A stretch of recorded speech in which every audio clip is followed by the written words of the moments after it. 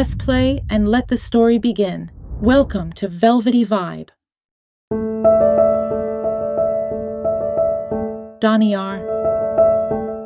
The moment I entered my room, I pulled off my shirt and threw it aside. God, what a ridiculous climate this desert had. Freezing at night, blazing during the day. I filled the tub with lukewarm water and sank into it, rested my head on the edge, and closed my eyes. Just as I started to feel warm, someone knocked. I figured it was Mata and ignored it. A few minutes later, I heard Engineer Izzati's voice. I cursed under my breath and got out of the tub, wrapped a towel around myself, and opened the door. Damn it. Mata was standing right next to him. Engineer Izzati sank his stocky frame into the armchair and said, "Boss, we came to talk some sense into you." I frowned, saying nothing, just fixing him with a stare. "It's about those 2 workers you fired today. Poor guys have families." Relief washed over me. So it wasn't about Maida. I poured myself a glass of juice, set the pitcher and 2 extra glasses on the table in front of them. Sure, they made a mistake, I'll give you that, but firing them? That's too harsh. They practically begged Mrs. Engineer for mercy. And honestly, who could blame them? A crooked smile tugged at my lips as I sipped the juice. And this is exactly why I say this line of work isn't for women. They cover up mistakes with a few tears and pleas, then come running to you with their soft-hearted speeches, and then you... I jabbed a finger in Izzati's direction. Come to me, questioning my decision, telling me what's right and wrong. Both of them stared at me, eyes wide. I took another slow drink. My decision stands. Those 2 workers are done with my projects. Meta burst out, her tone sharp with anger. "Mr. Engineer, a man's livelihood isn't something you can just cut off so ruthlessly." I didn't even bother hiding my laugh. Raising my brows, I mocked, "Really? And what about people's lives? Take a look at the bigger picture, Mrs. Engineer.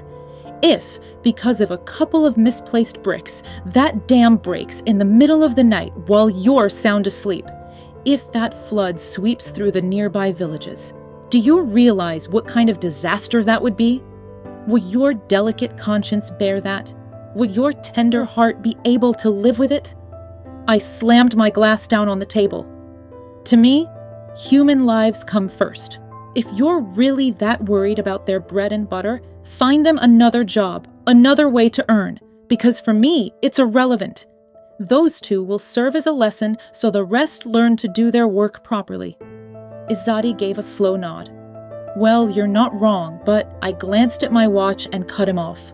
"If you'll excuse me, I'd like to get some rest." Both of their faces flushed red. They stood quickly, muttered a short apology, and left the room. I heard Izzati's low voice in the hallway. "What kind of man is he?" I chuckled and drained the rest of my juice. Shadab. With the book in her hand, Tabassom smacked me hard on the head. The ouch that burst out of me was so loud the whole group on computer lab to stare.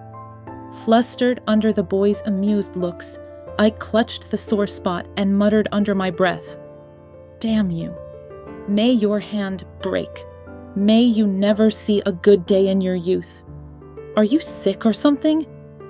She raised the book again. I jerked my head back fast. "What's wrong with you? Why are you so mad?" "Mad?" she snapped. "I've been explaining this 1 page to you for an hour. Skipped an important marriage prep class. To sit here and try to pound something into that hollow head of yours. But who knows where the hell your mind's wandering." She leaned in, narrowing her eyes. "Could you please, for once, stop daydreaming about poor Diaco's legs and pay attention to this damned Photoshop?" I swear I could feel blood about to shoot out of my eyes. Fury boiling over, I smacked her arm. "You rude, shameless, brainless brat. Have some manners." She gave me that sly grin of hers. "What? Why so angry? A leg could mean anything. The sole, the toes, the calf, the knee, the thigh." Realizing she wouldn't stop, I clamped my palm over her mouth. "Shut it already." She sank her teeth into my hand. I screamed again, louder this time.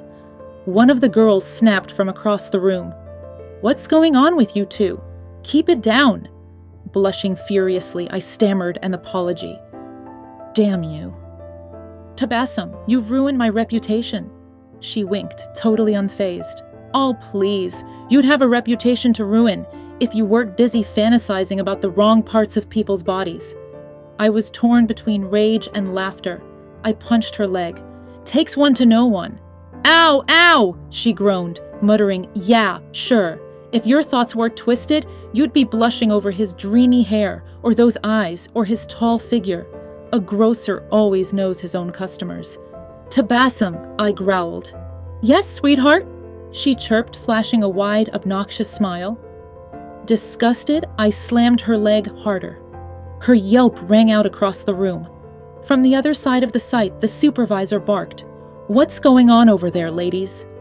And then a man's voice, deep, familiar, and much too close, called back, "Nothing, dear Diako. They're just practicing Photoshop." I froze in my chair, couldn't even turn my head. My knees pressed together, trembling so badly I thought the whole site could hear. I didn't need to look at him. The color drained from Tabassom's face told me everything. My heart was lodged up in my throat, pounding so hard I thought my lips might betray me. "Miss Niayesh," came his voice again, smooth but cutting. "Is this how you plan to learn Photoshop?" Tabassom jabbed my side. Somehow, on trembling legs, I forced myself up and stuttered a greeting. "Hi, hello." He smirked. "Looks like you're bringing the whole site down in the name of Photoshop." I glanced at Tabassom. She looked like a corpse. In a desperate attempt to fix things, she blurted, "Well, actually, it's just that we skipped marriage prep. I mean, we were supposed to go, but we didn't, so we thought we'd practice Photoshop instead. And Shadab was not feeling well, so..." I jabbed her leg hard, cursing silently. "Die, Tabassom. Just shut your mouth already." She hissed in pain. Diako noticed, of course, and laughed outright. Relief trickled in. At least he hadn't caught the details of our earlier argument. Step by step, calm began to return to me. But then he moved closer. There was something new in his eyes. Mischief, almost malice. My heart rattled against my ribs. Tabassom clawed at my back. I pinched her side in panic. His gaze flicked from our hands back to our faces, and then he laughed harder. A slow, deliberate kind of laugh. "Don't worry about skipping that class, ladies. You don't need marriage prep. Just keep working on your Photoshop." And with that, he walked away. I gaped at Tabassom. Her jaw was hanging even lower than mine. My lip trembled. Tabassom snapped out of it first, yanking a chair closer. "Sit down quick, before you collapse." I sank into the seat, dazed. "Tabassom, what did he mean by that? What does he mean we don't need marriage prep?" She sat beside me, eyes fixed on the wall. "I think he meant we've already got it in us." I pressed a hand to my throat. "Got what in us?" "He said we know it already." Still staring at the wall, she muttered, "No, I think he meant someday we'll make good wives without the class." Tears pricked my eyes. "How?" She didn't blink. "By paying attention to all those details about legs, calves, and thighs we just discussed." My teeth sank into my lip. "You mean he hurt us?" She stayed silent. "Tabassom, I'm talking to you." She finally turned away. "What do you think? Should we just drop this semester?" I smacked my forehead with both hands. Diako. I left the site still chuckling. After a heated argument with Daniar earlier, those two girls had really lifted my spirits. So the shy little 19-year-old was actually in love. A pity Tabassom had lowered her voice right when she mentioned his name. I couldn't catch who he was. That tall, well-built guy with those striking legs. The memory of their shocked faces made me laugh again. They weren't as innocent as they pretended, especially that sly fox Tabassom. "Thank God, we finally get to see you smiling." Shahab said as we shook hands. "Where have you been, man? You've disappeared." "Buried in work at the company. It's insane," I said. He slapped my back. "Yeah, but business is booming for you." We dropped into a couple of empty classroom seats. "Yeah, can't complain. How about you?" "All good," he grinned. "So you're coming tonight, right?" I squinted. "Tonight? What's happening?" "Oh, come on. I've been reminding you all week. We're heading out to Mahayar's villa. End of week party. The usual fun. Girls included. You'd be a total idiot if you skip again." Running a hand through my hair, I sighed. "Another runaway girl situation?" He scowled. "Man, get over it. That was one mistake. We paid for it, believe me. 6 months of sheer hell until our HIV tests came back negative. This time's nothing like that. Everyone's coming with their partners." "You should bring someone too. There'll be spare rooms, tents, drinks, everything set up." I smirked. "Bring someone, huh?" "Yeah, and if you don't have anyone, no big deal. Some of the girls are single. We'll match you up. Easy." I chuckled at his choice of words and clapped his shoulder. "No, brother, I'm not interested. You guys go have your fun." He wrinkled his nose. "Cham, man, can't you loosen up for once? Don't you ever get tired of being so uptight? Honestly, sometimes I doubt your manhood. Maybe you donated that along with your kidney to Danyar." I smacked the back of his head. "Shun it. The more I ignore you, the bolder you get. I said it before and I'll say it again. I don't like that kind of garbage. Been fighting with Danyar over this crap for years. You think I'm gonna turn around and act like an animal with a couple of girls? Then just walk away like it's nothing? If that's your definition of being a man, you can keep it." He bristled. "Animal? Please. Nobody's forcing anyone. These girls want it too. Just show up, one look at your build, and they'll throw themselves at you. This isn't the Stone Age, and it sure isn't Kurdistan. Times have changed. With the way this country is, these little hookups are all people have to stay sane. But girls aren't stupid. They know when we say marriage, we don't mean it. They're in it for the same reasons we are. For the fun. Nobody's tricking anyone. Everyone gets what they want." "Where's the harm in that?" I laughed softly and stood, giving his shoulder a firm squeeze. "Look, it's just a difference in mindset. To me, the state of the country doesn't justify messing around. I think about the future, about having a daughter, maybe a son. How could I tell them to live decently if I'd spent my own youth messing with other people's kids? If I want to raise them right, I have to live right myself.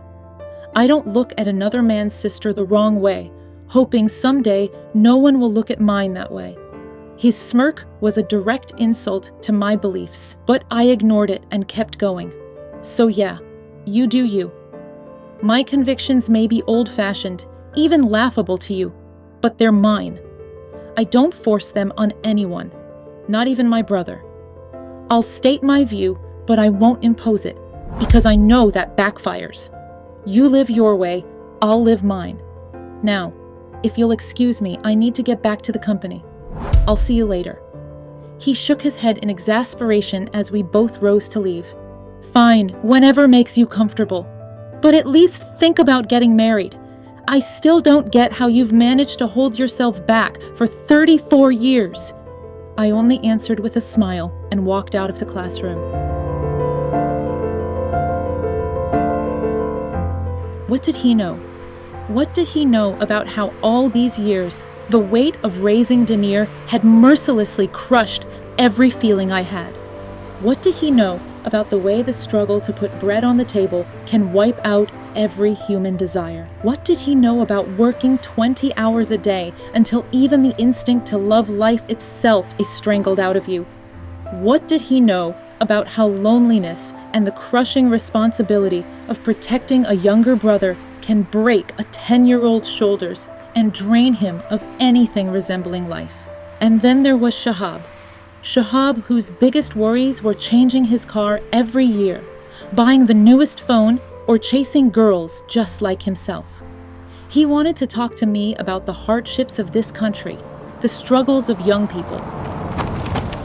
I parked the car and crossed the street into the restaurant opposite my office. busy as always. But my favorite quiet corner was free. I sat, silenced my phone, and watched the people around me. 2 elderly men, a group of college kids, boys and girls, a couple of young men, a mother with her child, 3 female students. Not a single person was alone. No one except me. I rubbed my face and lowered my head. I didn't want to admit it, but Shahab's words had hit somewhere deep. They made me wonder, why? Why wasn't I like everyone else? Why was I still so alone? Why, after all these years, when I finally had money, when I finally had stability, when Danyar had grown independent and barely remembered me? Why was I still alone? I lifted my head and glanced at the young mother feeding her child nearby. Something stirred inside me. I wanted a child too. A child that small, that beautiful. My own child. And a wife. Someone as caring and responsible as that mother in front of me, who was pouring her whole heart into cutting little bites for her son. A love so unconditional, it lit up the whole restaurant. I wanted a woman. Not just someone to share my bed with, but someone to fill my home with light, to soften my rough edges. Lately, even Sultani's allure had begun to suffocate me. I wanted a woman for myself alone, not one shared with every man in Tehran. A woman whose beauty was mine and mine only. Someone noble, whose love and loyalty made her husband her whole world. A woman like my mother, like the women of Kurdistan. Women who inside the home were gentle wives, and outside of it, stronger and steadier than any man. I wanted a woman who was delicate, graceful, full of feminine softness. A woman who knew how to be alluring, but only for me. Only for me. "Welcome, Mr. Hatani. Have you chosen your meal?" The waiter's voice pulled me back. I looked away from the child. He was standing, hands clasped politely, waiting for my order. I glanced at the menu and shook my head. "No, thanks. Changed my mind. I'm not hungry." "As you wish." I grabbed my phone and wallet and left. What I wanted was a woman with light hair, fair skin, tall and striking. A woman known for her beauty, exceptional at running a household, famous for her loyalty, purer than the Virgin Mary, and more soothing than the strongest sedative. A woman I could never get enough of. Someone who could make me miss her when she wasn't around, who could unsettle me, who could steal my sleep and become the joy of my days. A woman who in today's world, if not extinct, was certainly rare. Back at the office building, the guard stood as I passed. I nodded and went straight to my office, returning Sultani's greeting with the barest acknowledgement. Sitting at my desk, I turned on the computer. Sultani appeared behind me, her voice dripping with the same practice sweetness as always, her clothes tight, coordinated, and revealing. "Have you eaten, or should I have something sent up?" "No, just a cup of tea, please." She gave me a slow, playful look and left. A few minutes later, she returned with a tray, tea, and a slice of cake. She didn't mind playing the part of an office attendant now and then. She stood there holding the tray. I frowned. "Thanks. Put it on the table." She leaned forward to set it down, and her loose hair fell over her shoulders. I dropped my gaze. "Mr. Hatami?" she asked, still bent toward me. "Yes? Do you need anything else?" I lifted my head to say no, but my eyes froze on the open collar of her blouse, the line of her chest. Damn it, she hadn't even bothered with an undershirt beneath that flimsy fabric. My jaw clenched.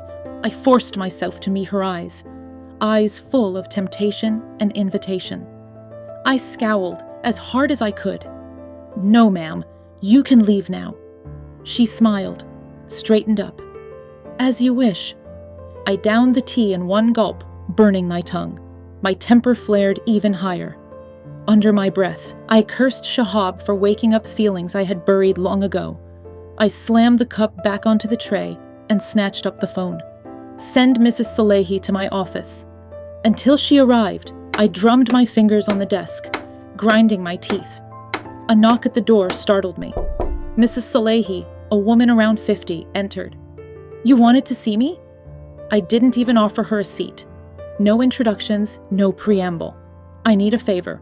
As the senior member of this company, I want you to handle something." She met my gaze calmly.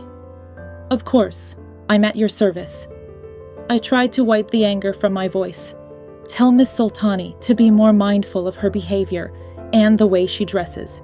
That kind of outfit isn't appropriate for my company. If it happens again, I'll have to deal with it differently." The poor woman flushed and stammered. "Of course, sir. Absolutely. Anything else?" That was one thing I liked about her. She never argued, never asked unnecessary questions. She just did her job. "No, thank you." As soon as the door closed, I let out a heavy, frustrated breath and turned back to work.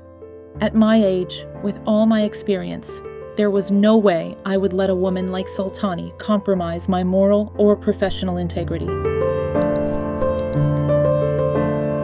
Shadab,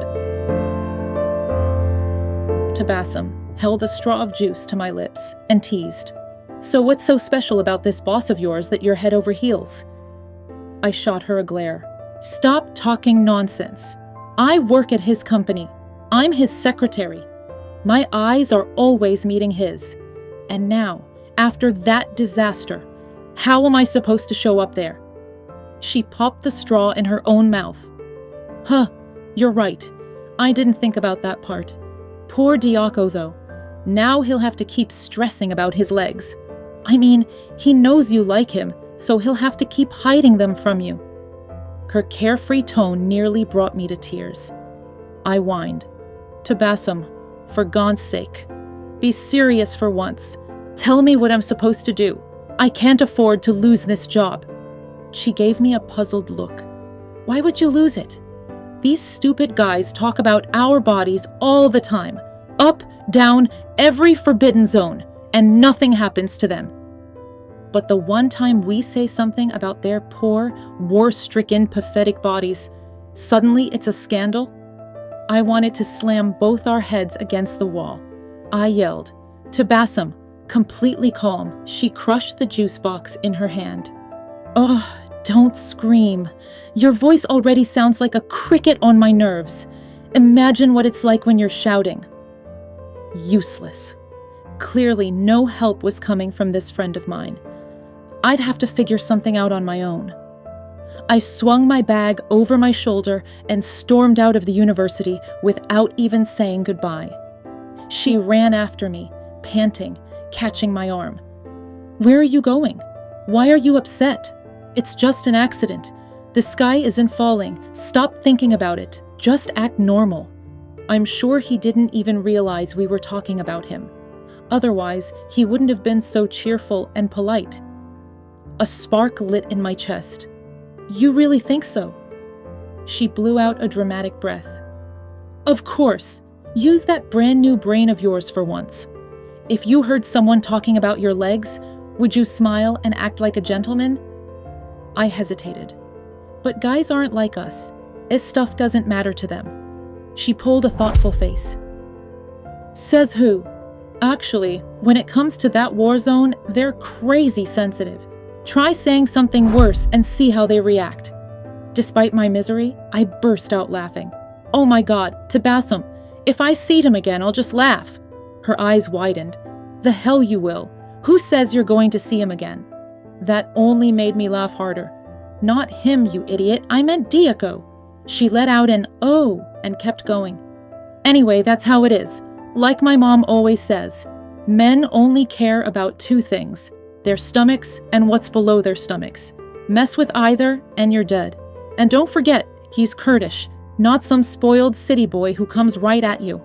Trust me, if Diako had realized those legs you were talking about were his, he would have strung us up on the university gate right then and there." I sighed. Either way, my reputation is ruined. God knows what he thinks of me. I promised him I'd learn Photoshop.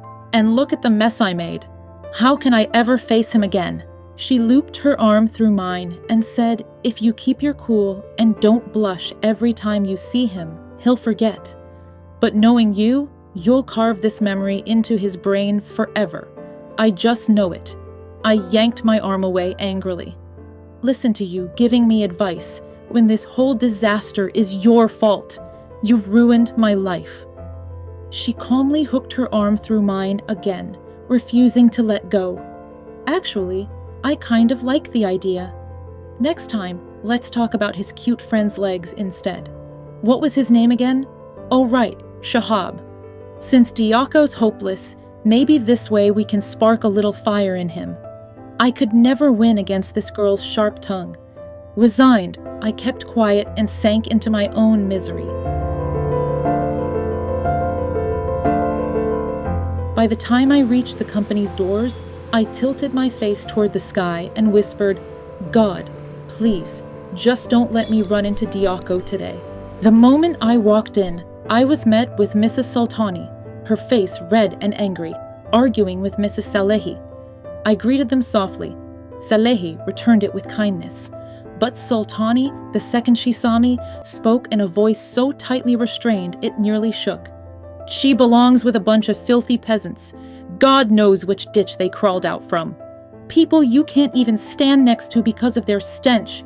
That's what she deserves. Not me. Me, who works hard to be neat, stylish, well-spoken, to bring in clients for this company. My body went numb. Was she talking about me? A filthy peasant? Crawled out from under a bush? Smelled of sweat? Me? Mrs. Salehi gave me an uneasy glance. Hello, my dear. You just came from the university. But my feet wouldn't move. I wasn't a filthy peasant. I was a student. I worked. I earned my living with dignity. I never begged. What was so wrong with being from the countryside anyway? Was it a crime? Sure, I didn't have French perfume, but I showered every morning. My clothes weren't new, but they were always clean. I wasn't born under a bush. My father might have been an addict, but my mother was worth 100 queens and princesses. One strand of her hair was worth more than all of them combined. Sultani's voice cut in again. Just wait. A day or two from now, when these innocent little faces have robbed him blind and ruined the company's name with their swollen bellies, he'll finally appreciate someone like me. It was as if 1,000 hands slapped my face all at once. I was a thief? A whore? Me? Mrs. Salehi came closer, speaking gently. Why are you standing there frozen, child? Come sit down. She's not talking about you. She's just angry and blurting things out. But Sultani sneered. Oh, no. People always get what they deserve. This is her place, her limit. Her eyes burned into me with contempt. I thought I might collapse then and there. My fists clenched around the strap of my bag, and I said quietly, I'm not a thief. I'm not corrupt. I'm not filthy or hungry. And I wasn't born under a bush. I have a father, I have a mother. Her mascara-smeared eyes went wide. Excuse me? I raised my voice. To hell with being fired. I couldn't let anyone trample on my dignity just because I was poor. If I wanted to steal, if I wanted to sell myself, why would I be here working in this company? Shadab, please. Salehi reached for my hand, her voice soothing. I grabbed a handful of my own hair, desperate. Look at me, Mrs. Salehi. Do I look dirty? Do I smell? I tugged at my clothes. Are these filthy? Do they stink? She tried to pull me into her arms, but I wiped my tears away and went on. In these 10 days I've been here, have you seen anything improper from me? Have I made one wrong move? Stolen even once? Sultani jumped up, disgust dripping from her voice. Oh, listen to that mouth. What nerve! That's enough, Sahar. Salehi snapped back, her tone sharp now. What has this poor girl done to deserve your cruelty? At that moment, the office door swung open. Diako stepped out, his face dark with a deep frown. His eyes swept over the three of us, and he barked. What the hell is going on here?